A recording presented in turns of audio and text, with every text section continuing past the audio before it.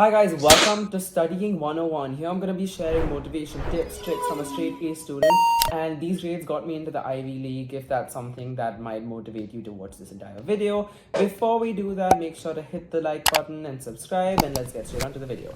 The first thing I say is to make a priority list. Take your syllabus, whatever your test is about, whatever your exams are about, your entire curriculum, and just reorder your subtopics into the most challenging to the least challenging, and that's how you should aim to start studying. If you're going to start with a chapter which you already know of completely, yes, it's going to boost your confidence by a lot, but it's not really going to help you that much because you know for a fact that you can answer those questions. So you definitely should target that at like the last point of time when you actually have time for that, because otherwise you're going to run out of time and just skim through everything and you're not going to retain any knowledge. Because your studying sessions will start with these challenging subjects, that'll force your mind to really pay attention and focus and really try to retain that information, because it's going to take you time to not only understand but also just keep that knowledge in your head. So start with the hardest topics at the start of your schedule or whenever you're studying. The second thing is to teach someone. Now you can just pretend with that you're teaching someone or actually teach it to someone if you have the liberty to do so.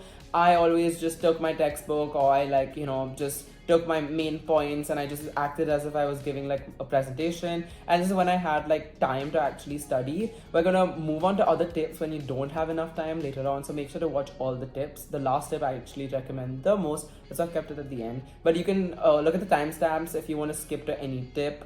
But yeah, I would say definitely teach someone, because you're going to benefit so much out of it, because you're not going to want to mess up if you're teaching somebody else. So you're going to properly revise it, and when you explain it to somebody is when you're going to actually understand the concept and not really like mug it up or like memorize it. So teaching someone really does help. The third thing is to dive right in. This is especially when you don't have any time. Instead of going through your like notes, the syllabus, understanding things, go into past papers, go into practice exams, go into your old exams that you've already given, or like any tests or assignments and stuff like that. Take those questions, redo the hard ones, and just if you don't understand like whatever's going on or the concept or topic, go specifically to that concept in the chapter and do that. There's no point going through the entire chapter where you know a lot of things like really well, but there's just like one thing that you don't know really well. Just focus on the thing you don't know well and try to take your time in like understanding that, because the things you know well are just going to stay in your mind hopefully.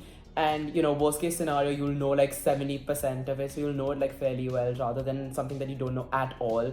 So I'd say just go through the hard thing. Before we get into the next half of the tips, I would like to say that there's a free guide for my studying tips down below, so make sure to go sign up for my newsletter, or just sign up for the tips, because they're free. It's a free guide.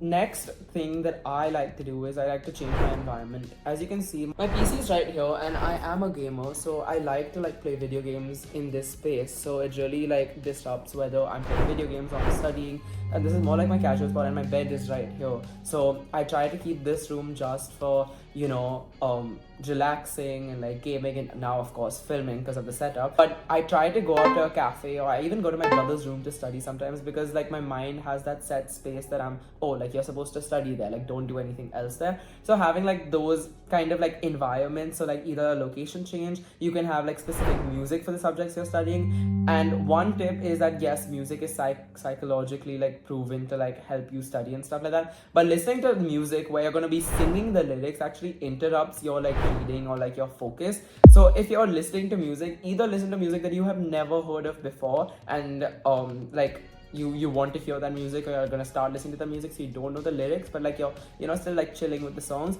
or like listen to instrumental music. I honestly listen to classical Mozart.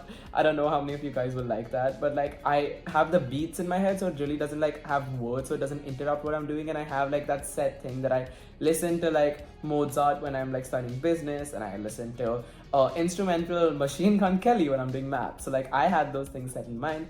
I don't know how it would work out for you, but just set your environments, because your brain will know like, oh, it's like a trigger for it to like be like, oh, now this is like focus time, this is exam time, or like I'm supposed to study. The next thing is flashcards. Now this is again like active recall, and I would recommend flashcards if you like have the time to sit and like make like your concepts and like the meanings or whatever. What I used to do honestly is like, supposing I had like a topic like in environmental studies, if you're talking about like ecocentrism, I would have ecocentrism and then I put 9. That means there are 9 factors that talk about ecocentrism, and like I would have to list all 9 of them to get that flashcard right. So I really used like a really hard approach, and like I made sure that I knew every single thing, like every single part of the syllabus. And this just like what Anki does specifically, it's one of these apps that you can get for free. It's that it ranks your flashcards into good, very good, or like it took some time, or like stuff like that, so that it gives you those flashcards in like increments based on what your feedback is. If you think that you answered that question very well or very easily, it'll give you the flashcard 2 days later. But if it was very difficult, it'll give you in like the same flashcard in like 5 minutes. And I think that like flashcards really helped me out for my semester exams at least. I don't know about the finals, because the finals I was doing like full syllabus revision, and I had made these flashcards in class itself. I'll be getting to tips about how to like do better in class or whatever for like those of you who are still, you know, like in class studying. I'm pretty sure most of you are, because you're watching a studying video. So yeah, my like 6th tip, which this is the most important tip, is blurting. Now, a lot of people ask me like how I actually spend less time studying, but I still get like, you know, straight A's. And let me tell you that I honestly didn't spend as much time as you think I did to maintain my grades. And it's not because like, oh, like he's like naturally like gifted or like something like that. It's just because I just did bloat. Like I bloated through most of my like papers or like topics right before tests, and that's how I actually like, that was the most efficient time that I spent. Blurting is basically when you have like a topic, so you review your notes for like a certain amount of time, supposing like 25 minutes, you would review your notes, and then you shut your textbook and you just blurt. That means write down whatever you understood from that topic, just keep writing it, and like until like you don't remember, like I mean you can't remember anything else. Then what you do is you open your textbook, and whatever you've missed out on, you write it in red, and then you go through that for like another like 15-20 minutes or whatever, or like you can take a break from it and then go through it again also. You shut that and then you blurt again, and you do it until like you know for a fact that there are only certain things which are in red. And that means that you're just registering whatever your brain, I was gonna say brain and mind, but whatever your brain has like not registered properly in that topic, or what it's not focused on, you make sure that you're taking that because it's in red, and that's what you're focusing on for the next time. Now, an alternative to blurting, which if you have more time, is going through your entire syllabus or your textbook, and for each concept or whatever that like talking about, you just write it as a question, and then you put brackets again and like the number of points you need to put.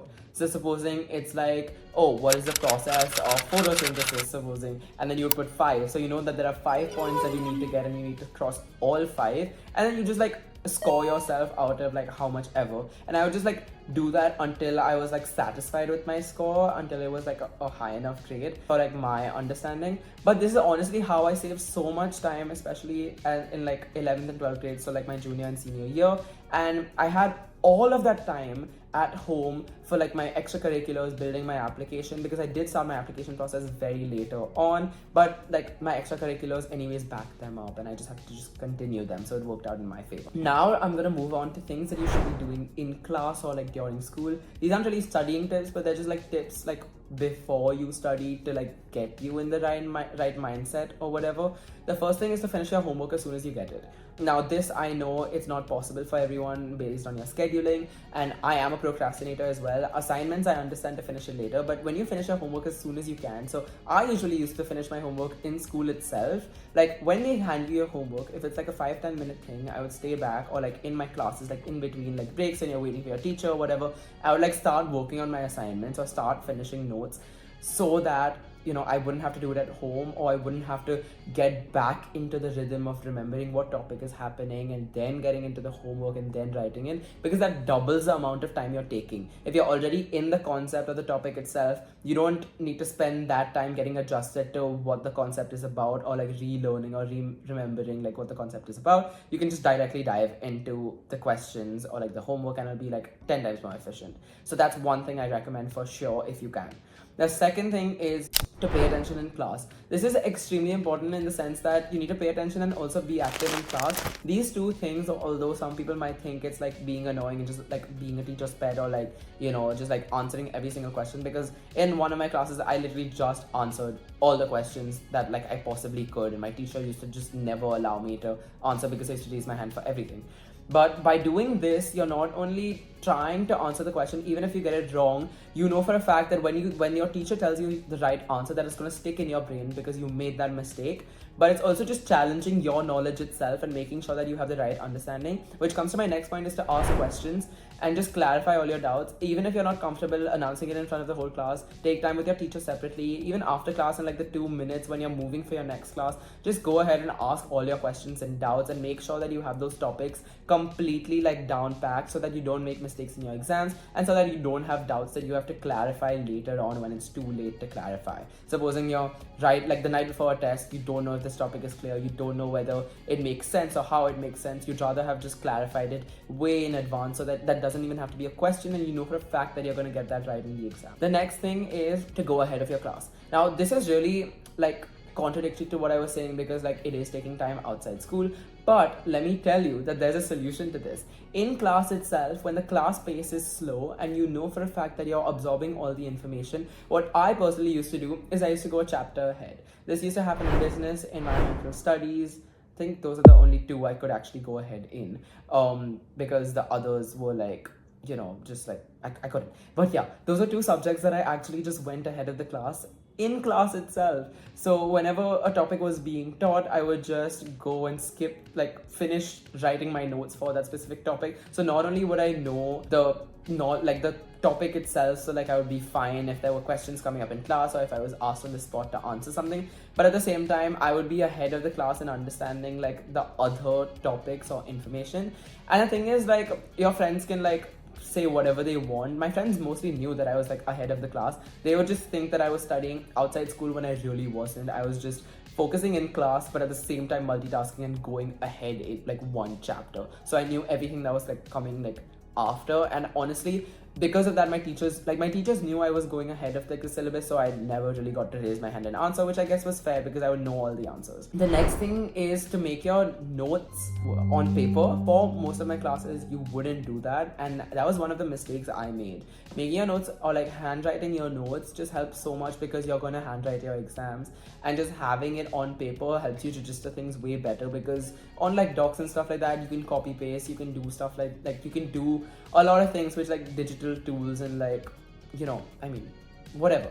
But when you're writing it like by hand, you're really trying to like remember, and like your muscle memory and everything, it's just like way better. Just like handwritten notes are just way better to have. And I know in university I'm obviously not gonna have handwritten notes for most of my classes, but I feel like that there's like some like special touch to handwritten notes, which I mean I don't want to go further into because the video is getting too long.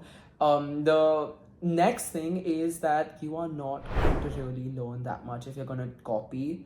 If you're going to like not copy from someone, but like copy from the textbook to your notebook. Copying, rewriting, and highlighting, these are such bad methods of studying, because there are like all the techniques I've listed above. Like, go through this entire video again for all I care, but all the techniques listed above are just way more efficient in like studying, and you'll actually remember things, and they can take lesser time. By rewriting like the same thing from your textbook to your notebook is really not going to make a difference in your brain, and it's just way better if you use one of these active recall methods, because it's actually challenging your brain and making sure you know everything. By copying or rewrite or even highlighting is one of like the things that people really love. Like, you know I used to be like one of those kids who used to like have those like highlighters, and you'd like touch different colors and bleed the ink and like make these like gradients and stuff like that. Yeah, trust me, I was that kind of kid. But that was like in like 6th grade, when I really was not like focusing on my grades and stuff like that. But now, like when I look back at it, highlighting is like the biggest waste of time, and it also just ruins the book. So there's no point in highlighting unless you're just taking like things that actually make sense, highlighting them, and then from that list you either make flashcards or you either make your own notes, which is your own language. I also have like other techniques where you would make like acronyms for like different things, or like you would have like songs or like these phrases and stuff like that. But that's like if you want to be creative and like do your own thing. That's like a very personal thing to me that I used to do, and like my friend used to do, because we would like remember like 20-30 acronyms for like business, and like, you know, sometimes it was confusing like what acronym is like for what like part or whatever, but like sometimes it really just like worked out. But yeah, other than that, I think those are all my study tips. Hopefully you like this video. Make sure to follow me on Instagram Instagram, subscribe down below for more content. And if you want anything specific, make sure to put it down in the comment section down below. I will see you next time. I upload every week and daily on Instagram. Goodbye.